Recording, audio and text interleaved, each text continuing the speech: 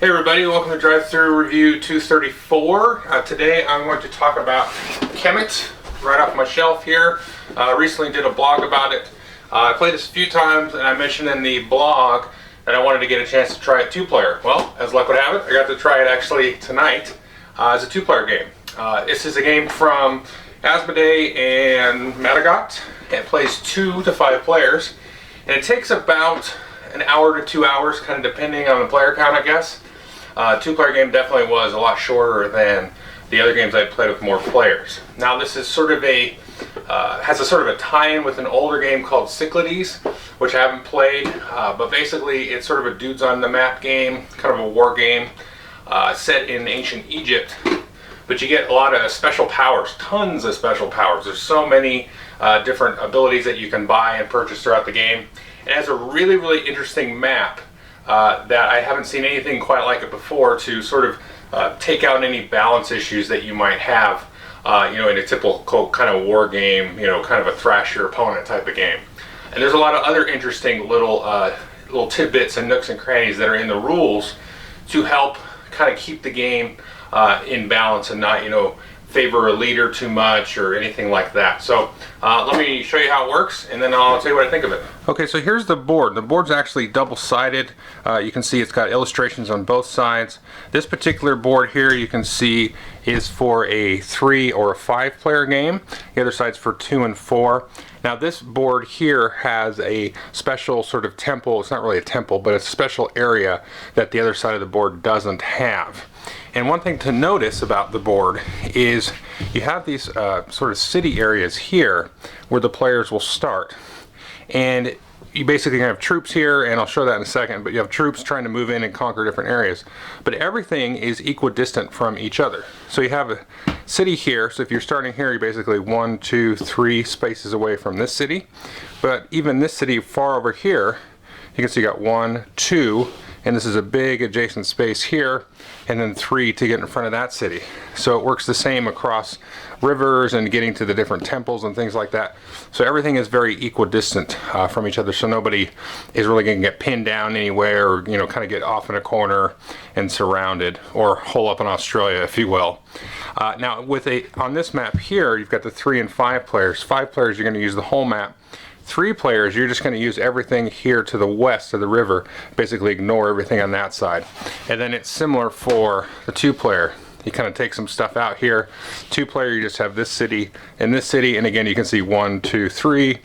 And then if you were to add, the 4th player, you've got 1, 2, 3 there, because you can go across the river.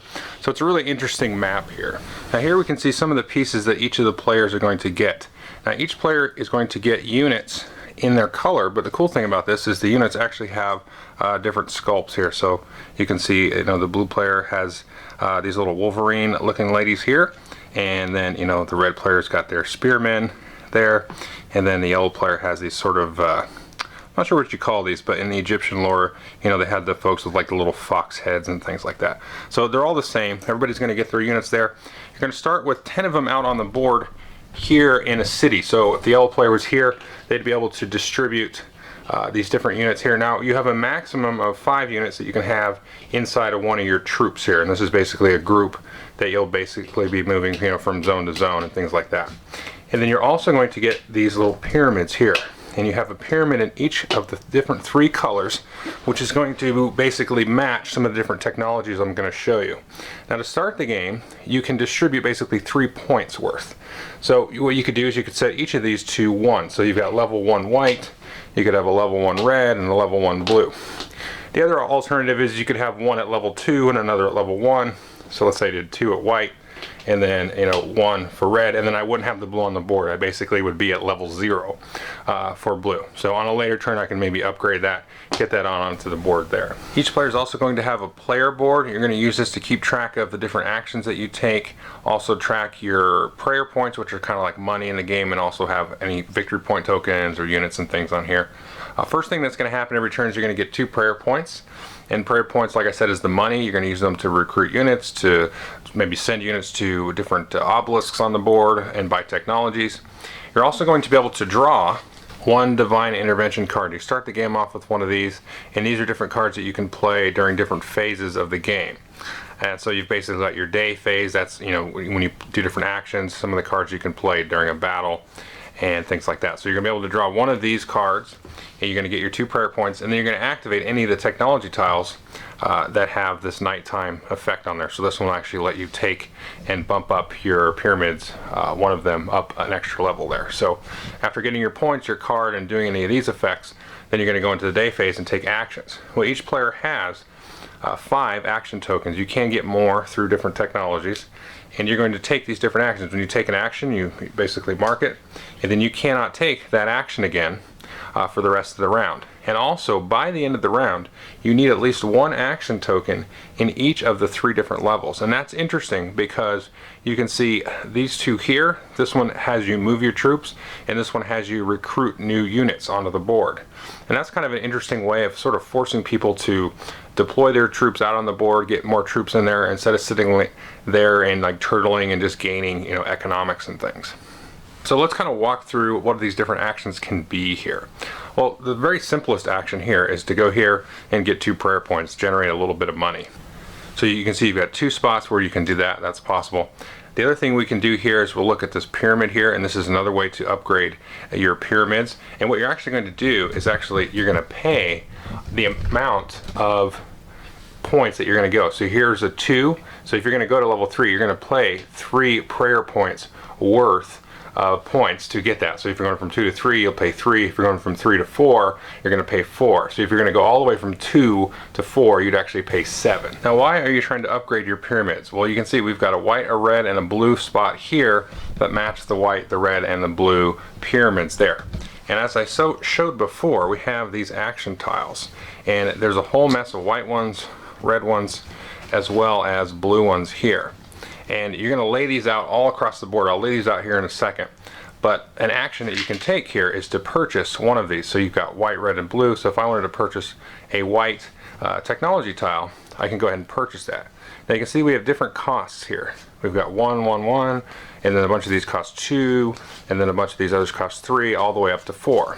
Well, you can only purchase technologies up to the level that your pyramid is in. So if we look there, you can see you've got level 3 white, so you can only purchase up to a level 3 white tile. You couldn't purchase any of these level 4s. And the cost here is in prayer points, so if you purchase this one, you're going to pay 1 prayer point, and then you just move your little marker down the track there, and then that's your action. So you can do that for the white, for the red, and for the blue once per turn. So that's what that action's all about. Finally, we've got movement and also recruiting. Now, recruiting is pretty simple. You're just going to go here, and you're going to spend 1 prayer point per unit that you're going to recruit. Remember, we start with 2 off the board. So at the beginning of the game, you maybe will take that action, spend 2 prayer points, and then you can put them out anywhere in your home base. So you can take and put them in a spot here. And remember, at the beginning of the game, you have a limit of 5 troops that can be in a unit. Now, it's possible that there could be some other troops here, in a spot that you want to recruit. So maybe red has come in here and they've taken over this spot here. And then we want to go ahead and say, hey, we're going to recruit some units there, and that's immediately going to cause a battle. If you were to do the move action, you could be moved into a spot that had opponents in there, you'd immediately resolve a battle as well. So let's talk about movement first, and then we'll talk about resolving a battle and what that's going to do for you. So for the most part, when you move, you can basically move 1 adjacent spot. That's a very simple move.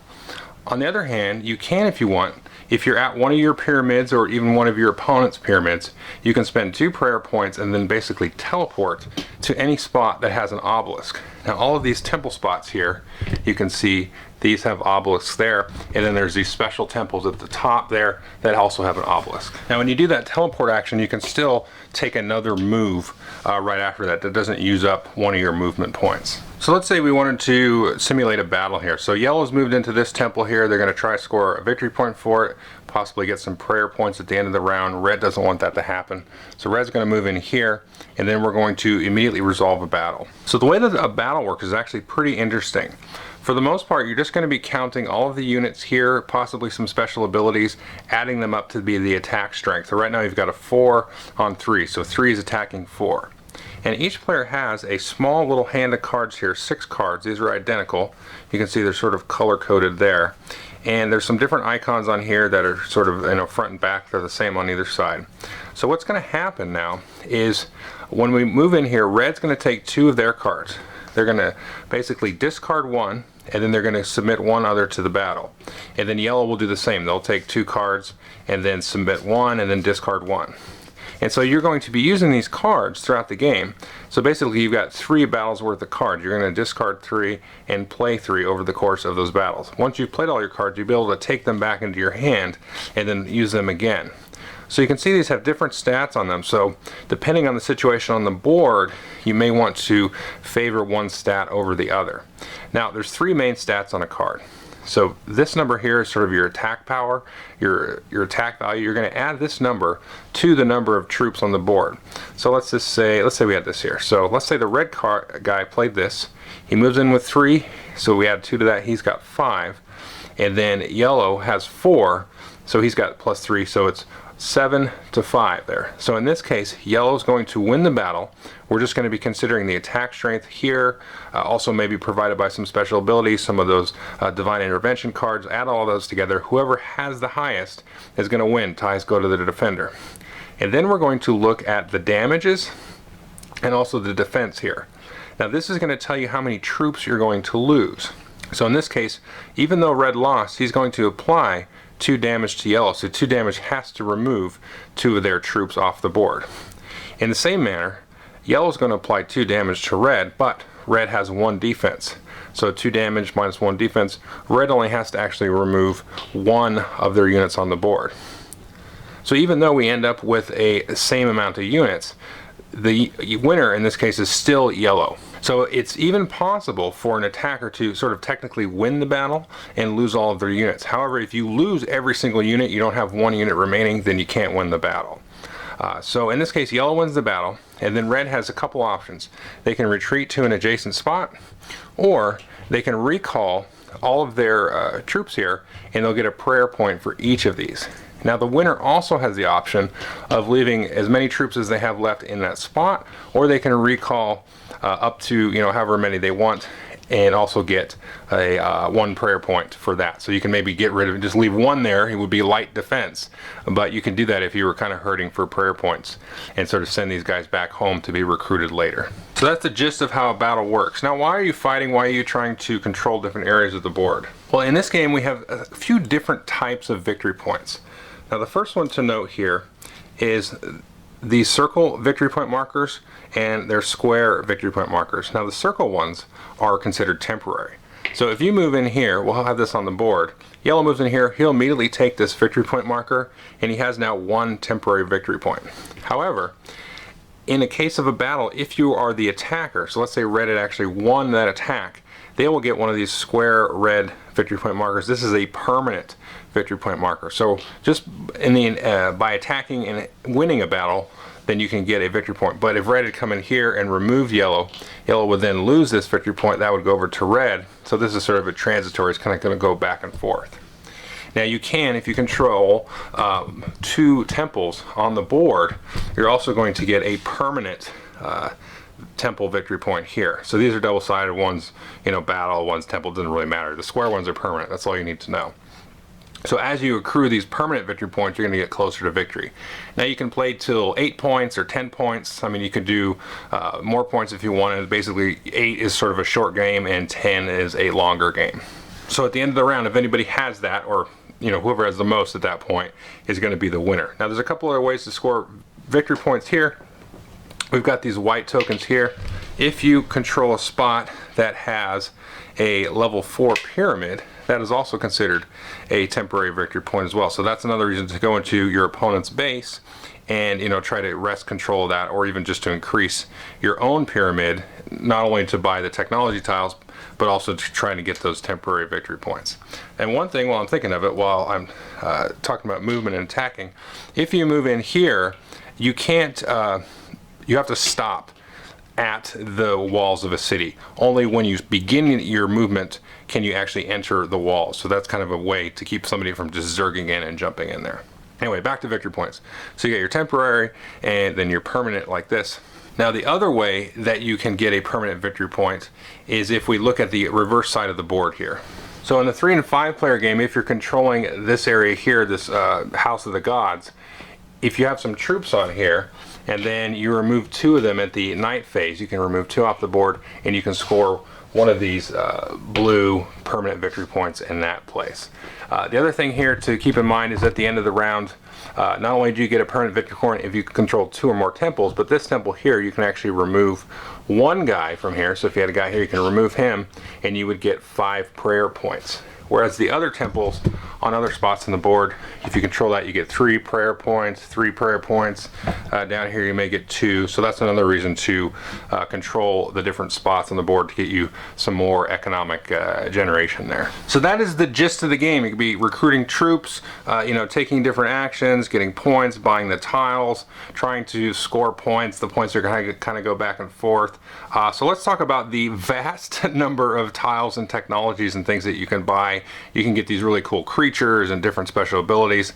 Let's talk about that. I'll kind of try to run through those quickly. There's a lot of them, and then I'll come back and tell you what I think.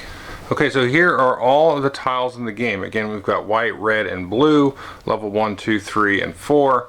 And there's a lot of different things, so let me kind of zoom in on each of the different types, give you a flavor of a few of these, and then you can kind of get a sense of them. Okay, so here are the red tiles, and the first thing you're going to notice is these really cool sort of I don't know, they look like archaeological digs, like little, dusty miniatures here. These are really cool. I probably don't even want to paint these at all. You can actually get these tiles here, and then you will have this creature to put with one of your groups of units, and it'll sort of enhance that whatever group it's with. So you can get different things here. The game actually comes with a nice player aid that talks about all the different tiles, as well as those little mini cards that you can get to enhance your hand. Now you can't ever have a duplicate tile, so if we look at these here, by duplicate tiles you're going to look at the power at the bottom. So what this is telling you, you get +1 attack basically when you're attacking, not when you're defending. You couldn't actually buy both of those. You'd have to let somebody else buy those. If we take a look at this creature here, you can see that the troop that it's with will get +2 movement and also +2 attack. So this guy's going to help them, jump around the board quickly without having to pay the cost, to get into the different, or teleport to the different obelisks. The scorpion here, he's got a few different abilities. He got +1 movement, +2 attack, and then also +2 damage. And then this guy's interesting, this type of bird here. It's pretty cool looking. He has a couple abilities. He's got +1 movement, +2 attack, and plus he can ignore that ability with the walls. So the walls won't stop him. You can basically kind of fly over the walls. This guy will give you +1 attack. The red one's kind of the mean one here. This one will give you +1 damage here. This one is interesting. When you're attacking, you get to destroy 2 units there prior to the battle. This one will give you basically just 1 victory point, a permanent victory point. This one's kind of interesting. It'll actually let you teleport from an obelisk, because normally you can teleport to an obelisk from a pyramid only, but this one will let you pull from an obelisk. This one again will let you ignore walls. So a lot of these are very, attack-based types of things. So the white ones here are sort of your economic ones here. So if you take a look at this one, when you do the pray action, which normally gives you 2 prayer points, it'll actually give you 3 instead. This one will cheapen the cost of buying any technology tiles by 1, also very nice. This one just gives you +2 prayer points at the beginning of the round, because normally you get 2, so you get 2 additional there. Oops, I almost forgot, the white guys do have 1 unit here. So if we get him out here, he's going to give you +1 movement, +2 attack. And then you can see here it's got the night phase. You actually get an extra divine intervention card with this priest here. This one's neat. It gives you a reduced cost on everything. This guy will give you 5 extra prayer points in the round, and this one's really good. This one will let you upgrade your pyramid for free once per night phase. So a lot of more kind of engine generation versus, the red ones, which are more attack based. And the blue one I couldn't really categorize. It's a little bit tricksy. You've got some different units that you can buy and, increase your abilities in battle. Here's an interesting one here. This will actually have up to 7 units in 1 troop, which is pretty cool. Another one that gives you a victory point. There are these as well. I didn't mention them in the other colors. They'll give you an extra action marker, so you get an extra bonus action. on the turn. And there also is this one here. It's a gold one. If we take a look at the player board here, you can take and use this one here, and you can do either of these actions, but without actually covering it. So you can have to use that one again to use those actions. So you could kind of do 2 recruits, which normally you wouldn't be able to without this, or maybe 3 movements possibly. So that's kind of an interesting tile to get there.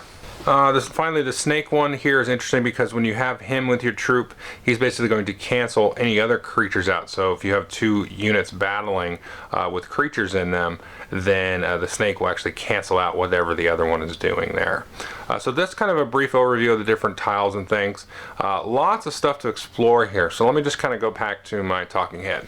Okay, I hope you enjoyed the overview. This is a game that I'm sort of surprised how much I like this, because I have a hard time finding a nice sort of war-gamey multiplayer battle game that really works for me. I have played this with 2-player, like I said. It actually works really, really well with a 2-player game. Now with the 2-player game, you get a little bit more of a chance to explore some of the different technologies. Whereas with you playing with like 4 or 5, you got a lot more players, grabbing all the good ones, the ones you think are good. So it's a little bit more tricky that way. But because of the way the map's set out, you don't lose any of that dynamics with a 2-player game, because like I said, everything's sort of equidistant. Instead of thinking about it in terms of, I'm fighting against black or red, you kind of have to pick apart and say, okay, he's only got 3 troops on this temple, he's got 4 on this one. So the dynamics there of the different troop movements and things kind of feels almost the same as if it was a multiplayer game, even though the map's smaller. Now about the technology tiles, that's really, really probably the best part of the game. So like I said, you've got that one tile that lets you upgrade the pyramid for free. That's awesome, because you don't have to pay for it, because you got to remember, you got to pay the prayer points to upgrade the pyramid, and you can just kind of get going with the pyramid, and just before you know it, you're going to have all 3s and 4s there. But there's a lot of other good tiles, like you can get the blue one that lets you have those extra 2 troops, and so you can have a nice massive chunk of troops that you can just bam, you can move it in there and really have an overwhelming force. So there's a lot of kind of different paths you can explore, like the white ones that let you, get things for cheaper, and get extra prayer points every round, because those prayer points, you really got to manage those to either deploy troops, to upgrade your pyramids, to buy tiles, to spend, to teleport. So you've got a sort of a light economic flavor on top of the battling and things. Now, one thing I didn't mention about the attack cards, because you remember, you've got the 6 attack cards, you've got to kind of play through them all before you get them back. You have to decide to discard one, and then you play one. Now I'm not sure, the rulebook kind of hedges its bets on here, whether or not to be open information about that. So maybe that one that you discard, do you see that for the rest of the game, or is it face down? They kind of let you choose. And I'm really kind of going back and forth about what I like best, because if you can see it, then you can know, because everybody's got kind of the same cards. There is technologies that let you actually discard a card out of your deck and then get a new one. That's a little bit better. But once you see all the cards they play, you go, okay, I know he has these 2 left, so which one is he going to play? It gets a little bit too calculating. I don't know that that feels quite right. Whereas if you don't see it, then it can be frustrating, because you're like, oh, you still have the one with 4 attack or something, so that could be a little bit of a mind job. So I can say I think it's going to work out differently with different groups. I've played it both ways. Honestly, I don't know which way I like it better. I think I like it better where you can see it, because especially with more players, I think it'd be better to be able to see it, because then you can kind of use that in your calculations of who you're going to attack and who's safer to hit. So that's an interesting part of the game, that dynamic. That part of it is a little bit, for lack of a better word, a little bit of a tension. I don't know if I like it or not, the way the card play works. But the board's great, the way that the movement and everything works. I like the little pyramid of actions, because it forces you to move, and also, it gives you a victory point if you attack. So it encourages not to turtle. And the technologies, like I said, there's just a lot of room to weave in and explore and just play with the different units, the different technologies. And the game definitely naturally evolves, each time, kind of based on each player's powers and where they're at, and oh, he's got 3 temples, we got to take him out, or he's got a little bit of a lead, he's starting to generate a lot of permanent victory points. So there's a little bit of bash the leader, but it's not that bad. I mean, that's kind of how these games work. Anyway, so it's a very interesting game. It's like they kind of took all of the things that can throw these kind of dudes on the map, super battle-y Ameritrashy games, you know, throw them out of balance, throw them out of whack, and really kind of went in and sort of tweaked everything, you know, about that. Like even the little things like, you know, when you retreat your units, you're going to get some money back for them. And just little nice nooks and crannies, but the rules are only like 4 pages long, and it's very simple and straightforward, other than the massive amount of overwhelming technologies that are in the game. So anyway, that's Kemet. Take a look. Thanks.